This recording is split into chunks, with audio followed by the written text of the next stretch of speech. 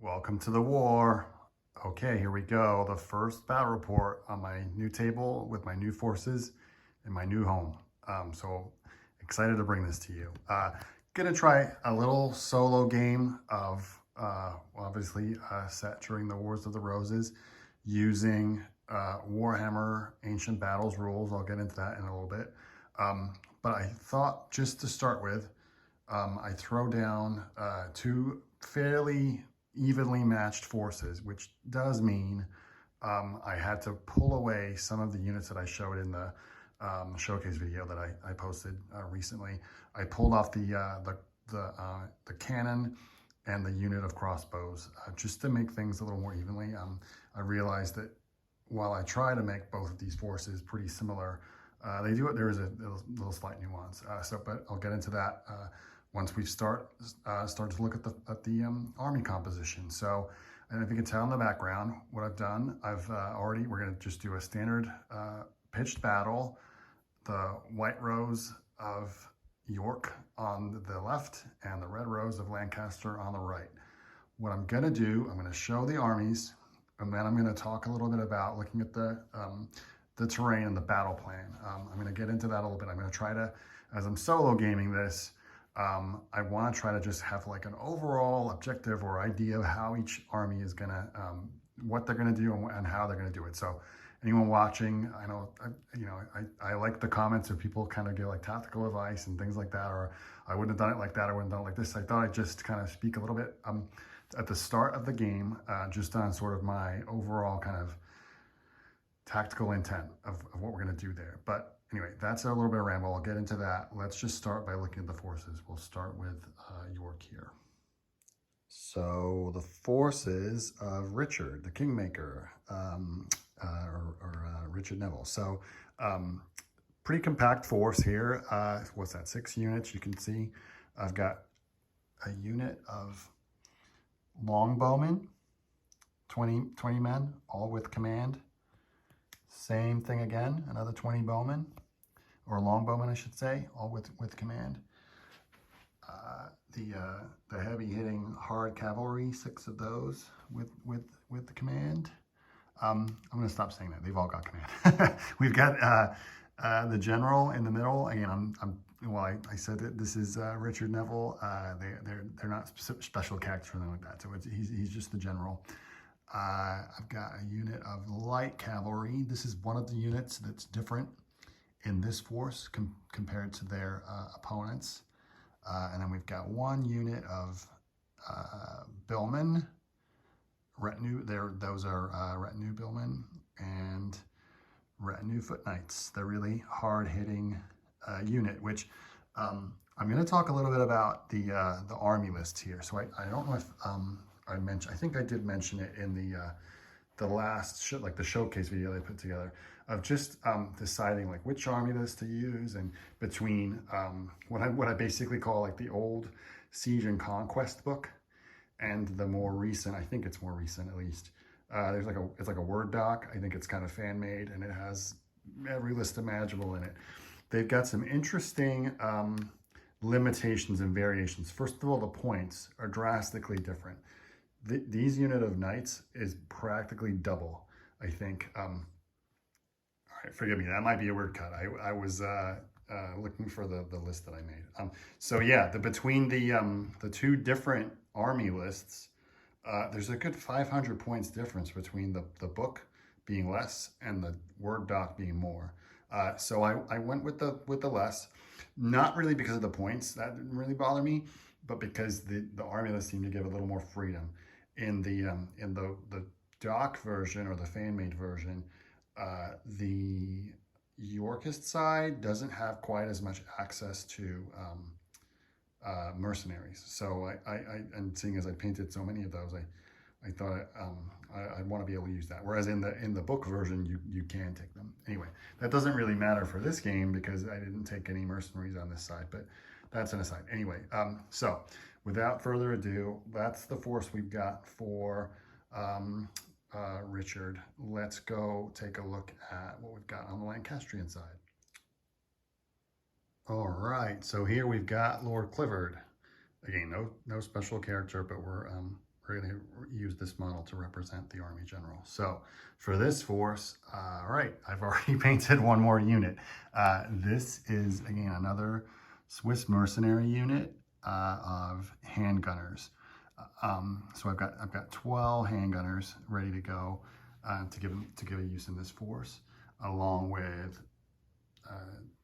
symmetrical 20-man unit of longbowmen. Again, that big block of the flower of English nobility, the foot knights. Unit of billmen, again, retinue billmen. The unit of pike, interested to see how they perform. And a unit of 6 heavy cavalry. And as I already mentioned, the general. So those are the two forces. Let's just zoom in here so you can see them both. So in essence, the Yorkists have light cavalry and a big unit of bowmen. That sort of separates them out. The Lancastrians have a smaller unit of handgunners and the pike. So they've got, 3 fairly, pretty solid blocks of infantry, whereas the Earl of Warwick only has 2. So I'm gonna deploy these and then talk about how we're gonna fight this. So stay tuned. Okay, so both sides have been deployed. I did this per the rules for a pitched battle in the rule book. So taking a unit at a time. And I've also elected or rolled for this game being 5 turns long, and the Lancastrians will be going first. So let's look at the Yorkist deployment and their overall battle plan. So their overall plan is to sit back and let the opponent come to them. I think with the units that, or the blocks of foot troops that the Lancastrians have, mean that it's more in the House of York's benefit to just sit back with these archers deployed on the hill here and on the hill here, and let the opponent come to them. However, I did opt to stack all of the cavalry, including the general, Richard of Earl of Warwick, on this side, with the hope of swinging around the side or just going this way through. These are difficult terrain, the fields there, but we're going to see how that plays out. They'd actually deployed both of those units before Lancaster put their heavy cavalry on that side. So that might be a little bit of a cavalry duel. We'll see. I'm also going to fully disclose, I have no idea how well these units of cavalry are going to perform size-wise against crashing into a unit of pike armed or poleaxe armed infantry. So we're going to see there. So yeah, plan for this side, hold back, shoot, and whilst swinging around with the cavalry. Let's see what I've got in mind for the House of Lancaster. So for the forces of Lord Clifford, I did opt to stretch out the handgunners to start with, taking them out of the long bases and just leaving a little bit of a gap, because those bases have that. So they're not in skirmish or anything like that. They're just spaced out accordingly. But they're going to aim to shoot for as long as they can. Whilst the center, their plan is to just plow forward and take the fight to York. So that's their overall plan. On this side, again, we've got the archers or the longbowmen providing cover there, or providing support there. I imagine there's going to be some shooting matches going on here, and then that unit of cavalry just on the outside. Just again, that was intending to give York something to think about with the cavalry that got over there, in terms of which way they go, or do they just plow headlong through the woods. I don't think that's a good idea, but we'll see there. Now for the general on this side, I did opt not to attach him to a unit. I think as long as he can stay out of range of too much bow fire, there's no kind of cannons or anything like that to pick him off, So I think he's going to benefit from having his leadership or his command radius affect quite a number of units, as opposed to just being on one end of the army, like York is elected to. So that's that set up. The next thing we need to do is roll for these unreliable mercenaries.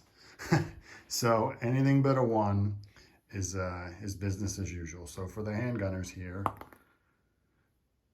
that's a 2, so they operate as usual. And then for the pike, it's a 3, so business as usual. I do at some point plan, I've been reading more about this conflict, and there were some really interesting battles in kind of absurd weather conditions. I'm not going to play that for this round, but I have been, or for this game, I should say, but I have been reading up on that. I think that would be tremendously fun to give that a go, with fog and with snow and various things like that. So anyway, that's an aside. Just rolling before the game got me thinking about that, of another thing to include there. So without further ado, as I said, Lancaster, or the House of Lancaster, has the first turn. We're going to do that, or I'm going to do that, and see what happens. So again, I'm not going to be recording every dice roll. I'm just going to come back with a turn-by-turn summary. So here we go. Okay, Lancastrian turn 1, and a fairly full court press for the House of Lancaster. Everyone moved forward. The billman wheeled and moved a little bit. Everyone else marched, including the handgunners. The longbowmen stayed here. Just, they really don't, like, with a 30-inch range, they really didn't have much reason to move. So they stayed there, and they fired their longbows at the foot knights, and were able to inflict 2 casualties. Their Space Marine save was not, a 3-up was not able to save them. I did keep, I know I'm solo playing, but I kept the opposing cavalry guessing by just moving the heavy cavalry forward. And I did elect just to move the handgunners up. Whilst they obviously can't move and shoot, they're far more effective at close range. So I thought it would make sense to do that. So let's see how the House of York responds. Over to their turn. York turn 1, and the knights are on this side, or the cavalry, I should say, are keeping the House of Lancaster guessing. I decided to split them. So the lighter cavalry will be going around the far edge of the table, and just, we know that hill that marks the edge of the table. So the edge is here, so they've got room to move there. And then the heavy knights wheeled around to go this way. Everybody else stayed put. The bowmen, or the longbowmen, both units shot at this unit of foot knights. I guess in the first round of this game, not a good day to be a foot knight getting shot at. But amazingly, only 1 casualty was made. Between that's 40 shots coming off of them. Between them both, they inflicted a heck of a lot of hits, but the knights saved them all. That 3-up save is impressive. So with that being said, that was pretty much a quick first turn for both parts. And I will say, quick shout out, unrelated. I played Warhammer Fantasy Battle for years. I never really used movement trays. I was younger, they were one of those sort of like luxuries. I've got to say, you could spend money on minis. I've got to say, having these Oathmark bases is absolutely amazing. Just how quickly you can move things around. I love it. I definitely think I could get used to that. So it's an absolute pleasure to be just quickly grabbing, 20 miles at a time, 40 or so at a go, and just being able to do that is very good. So again, little plug there, little shout out. But let's go see what happens in Lancaster turn 2. Okay, Lord Clifford's turn 2.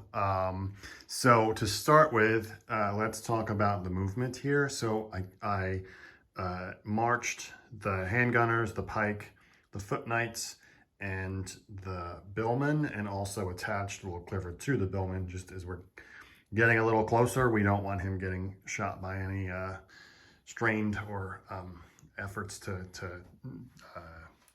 knock him off. So I chose to, again, just get these handgunners up close. I think while they may not be the biggest threat, it's certainly going to give, I would, again, I know I'm solo gaming here, but I'm just trying to think like for, both sides of the argument, or both sides of the battle here. But I think it kind of gives those longbowmen on the hill pause the thought: do they continue shooting there, or face the threat that's most immediately against them? So I opted to do that. They'll definitely be shooting in the next turn. On the left flank, for the Lancastrians, I moved the knights up this way. They committed to go this way. Now, this is going to pose a little bit of a conundrum, because they obviously can't, or they're not that they can't, but they're gonna be in a little bit of a tight conundrum about what to do about that rough terrain there. But we'll see how York responds to that. And then the archers, or the longbowmen still on the hill, continue to fire into the foot knights and inflicted one more casualty. And interestingly, those 3-up saves really do make a heck of a difference. So, arguably is that the best target when those saves are just doing so much. But I think for now it's just kind of whittling them down and preparing for the clash of close combat. So we'll see what happens there.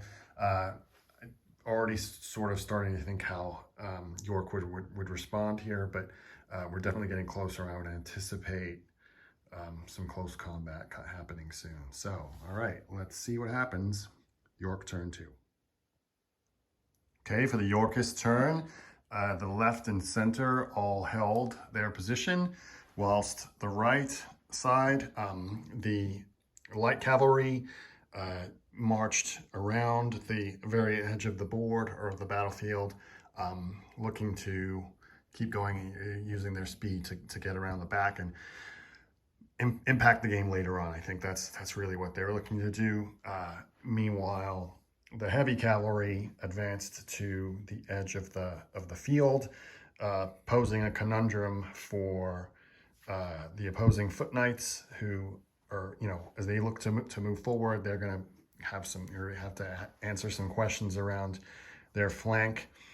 Meanwhile, while they're so close to the opposing cavalry, they can't be seen, or be charged around the edge of that wood. So that again poses some questions there. In terms of shooting, now that we're getting a little bit closer, this right flank unit of longbowmen shot at the foot knights, inflicting 2 more casualties. Now that they're within short range, that armor save gets dropped down a pip, so that's gonna cause an impact. And then their friends on this side shot at the pikemen, taking out two of them. So the handgunners are still posing a threat. They're gonna probably cause some damage in the next turn, but I think the longbowmen have enough men that that won't make too much of a difference. So at least we'll see how that shapes out there. All right, so probably I think we're looking at a bit of a mashup here in the center. If not this turn, then the next. But an interesting kind of overlapping conundrum, I think, is going to unfold on this right flank with the cavalry, which I'm sure will be a decisive part of the battle. So let's take it on to Lancaster turn 3. A decisive Lancastrian turn for sure. That's no understatement. So let's start with movement. The knights on horse just moved into the rough terrain. Like I said, they weren't able to see the knights or the opposing knights to charge them, but I also maneuvered the foot knights to wheel around and move up. So they're gonna likely take, one of these groups is likely going to take it on the chin from the Yorkist cavalry, but it's gonna leave or post some decision making on that part on what they do. The billmen moved up, really kind of just supporting the rear. The pikemen moved within distance enough to charge in the next turn. I think it's highly unlikely anyone's charging them in the front, so that seemed like a fairly safe move. And then, the much anticipated, for me at least, handgunners shot at the bowmen, inflicting 6 casualties, causing a panic test, which they failed, and ran 4 inches. So not totally in despair. It's not like running off the table, but I wanted to call this out. There, between my original rule book, the second edition rule book, and the Armies of Chivalry, or the actual like codex, for want of a better word, army book that I'm using, there's basically 3 different stats for handguns, whether it's range or the save modifiers they make. I elected to use the version or the stat line for handguns that was in the Armies of Chivalry book, mostly because I figured my rationale was I would pay the points value from those lists. It would make sense that I would use the associated stat line for that. So that means they had longer range than I think they do in the second edition book. And then they caused that -2 armor save at close range. So they were pretty devastating. That was just 6 hits or 6 casualties right off the bat. So with that being said, turn 3 is going to look like it's going to be the one where we start seeing some charges, or at least one charge. And let's see how this all pans out. Third turn for the House of York, and a lot has happened, so I'm going to break it down by phases. Let's just start with movement. The light cavalry have wheeled around the back of the woods, posing a threat to the Lancastrian knights, or potentially running up that hill and causing those longbowmen some trouble too. A lot happened here on this side. I'm going to get into that, but needless to say, the Yorkist knights charged into the foot knights. They just didn't do very well. So I'll come back to that. The longbowmen on the hill, the 2 blocks of infantry stayed put, and the left flank longbowmen who had panicked were able to rally, turned around, and then shooting wise, were able to return fire I couldn't find a rule about this, but whether a unit that rallied can shoot.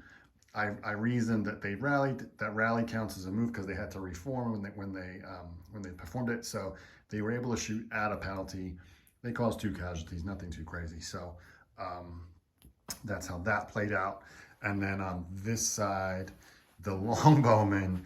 Oh my goodness! So and this is one of those things where you get so focused, or for me, I get so focused on figuring out this kind of wheeling around maneuver, careful dance between the foot units of the cavalry and the foot knights, that I'd failed to realize that these cavalry had gotten in close range of the longbowmen, who were able to take out 3 of them.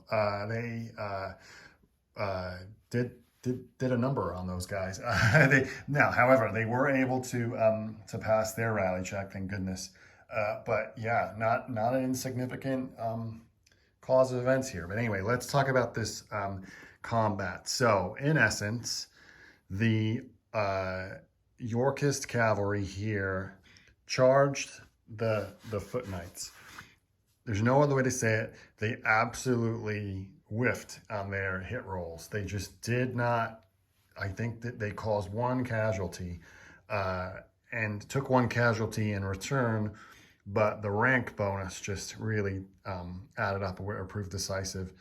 They failed their leadership despite having Richard or the Earl of Warwick with them, and they ran. Now, they ran a good distance, and I was able to have the the Lancastrian foot knights refrain from pursuing. So that puts them in a good position for this next turn. So a lot going on. Let's take it over to Lancaster turn 4. Top of the 4th, and it is not looking good for the House of York. They lost 2 units. The pike charged into the billmen, defeated them in close combat. They fled, pursued, hacked them down, and while they've got their flanks pretty exposed deep in the line, they really have kind of rent a hole in the line there.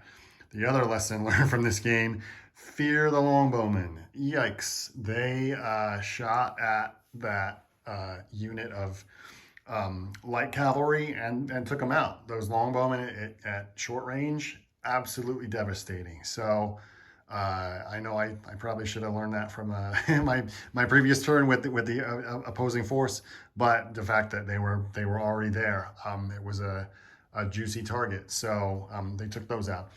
In other news, the Lancaster Knights moved to the edge of the field there, or the cropped, the rough terrain, difficult terrain, ready to make a move next turn. The Knights also, or the Foot Knights also shuffled along, and Clifford with his billmen also moved along. The handgunners fired long range. I think they caused 2 casualties there, but this is definitely a conundrum for the Earl of Warwick, and if he doesn't rally this turn, I think they could be in some serious trouble. I mean, quite likely that he will, but let's see how this shapes up. York turn 4. Okay, another pivotal turn for the House of York. The Earl of Warwick was able to rally and has now positioned himself with his unit of heavy knights or cavalry into a good position there, ready for the next turn. This unit of longbowmen fired into the foot knights on the left there, and were able to inflict a few more casualties. Again, that Lancastrian cavalry bearing down, but only 3 models, hopefully not too impactful. We'll see. This unit of Yorkist foot knights charged into the billmen along with Lord Clifford. A fairly inconclusive battle on both sides. I think the net result was a +1 for Clifford's side, but the foot knights were able to pass their test to stand their ground, or their break test to stand their ground.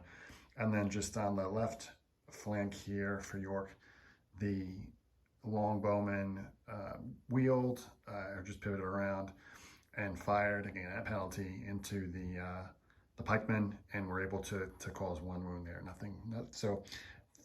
Nothing too crazy there, but again, I think setting up for a fairly exciting 5th and final turn. So let's see what the House of Lancaster can do to respond.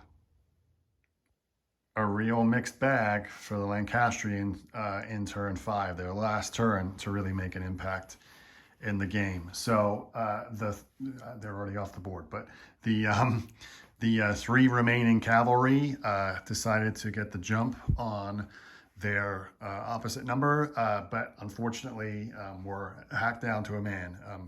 Even though they got those land strikes, it just wasn't enough to do that, so they were killed, removing them from the table. However, the foot knights for Lancaster were able to charge the longbowmen on the hill, despite the longbowmen having the high ground. Were able to take those on and remove them. With the pikemen just wheeling around, opting if they needed to offer support there, even though, again, ultimately not another turn. The handgunners inflicted another couple of casualties on these poor longbowmen on the hill that have just been gradually whittled down, although they still stand, and they'll get 1 last turn of shooting. However, the most pivotal action was the second round of combat for this unit of foot knights and billmen with Lord Clifford. Lord Clifford and his unit failed or lost the combat, failed their break test, and were able to flee 8 inches with the knights, pursuing in hot pursuit with 7 inches. So I'm thinking this next turn, that's going to be very bad news for them, getting charged in the rear. And that might be the decisive action of the game. So yeah, not a lot left on the board when you really look at it. But it's been a fun battle. So let's see how it ends. And that's the end of the game. So I genuinely thought this was going all Lancaster from about halfway through the game. But in a turn of events, the Foot Knights were able to again pursue and cut down that unit of billmen along with Lord Clifford. So who knows what his fate will be. If I was doing a campaign, I'd probably be rolling on that. And I'm tempted to do so, but anyway, we'll see. Outside of that, the longbowmen really had nothing to do up on that hill. Oh wait, no, that's the other side. Never mind. Ignore that. Yeah, that really was the penultimate clash. Was just those knights, foot knights, clashing into the rear of the billmen. So with that, let's see. The forces of York have 1, 2, 3 units left on the table, whilst Lancaster has 4. However, they did lose their general. So I'm going to do some quick tallying up on the standard pitch battle victory points chart, and we'll conclude with who won. Okay, so a quick tallying up of the points, but my goodness, what a bloody game. This is everything that the House of York lost, and this, never mind those ones in the middle, they weren't in the game, and this is everything that the House of Lancaster lost. Now, whilst York certainly lost more, the House of Lancaster lost more quality troops and that general. So yeah, this was a victory for the House of York, just shy of 1,000 points to Lancaster being just shy of 900 points. So in a very close game, a very fun game. I enjoyed it. I hope you enjoy watching it. A lot of lessons learned. Wow, those bowmen really are devastating up close, arguably just as much as the handgunners, at least results. I know that statistically they're better. The Foot Knights were also really devastating. I would be interested to see.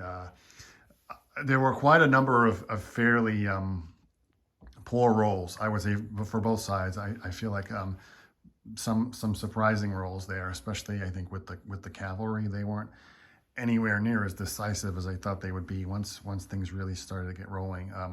That drama on that flank of the table really didn't quite live up to expectations. It was all at that middle, and very excited to see how they perform in future games and understand kind of how all of these different units interact and oppose each other. So anyway, I hope you enjoy watching this. It was fun to play, and I'm looking forward to making some more Wars of the Roses videos and continuing to add to the armies as well. I've got I think you saw I've got other units that I've got ready to go. I've got the cannon, I've got some crossbows, I've got more minis upstairs that I'm looking to paint, and some more characters. And one thing I'd be curious to know, I know I'm just tagging this on the end of the video. I have the bombard. There are no rules for a cannon of that magnitude that I can find in this game. So I was thinking about how to both play that and how to points it. I do know I saw Seven Sun with his black powder rules. Basically, any hit causes an automatic break test. I kind of like that. It might be a good solution. Just play as a cannon, but with that additional rule. But that's something I'd have to figure out the points for. Is that at another 25, 50 points? That's not insignificant. But anyway, that's an aside. I'm just rambling here. But anyway, thanks for watching, and look forward to more coming soon.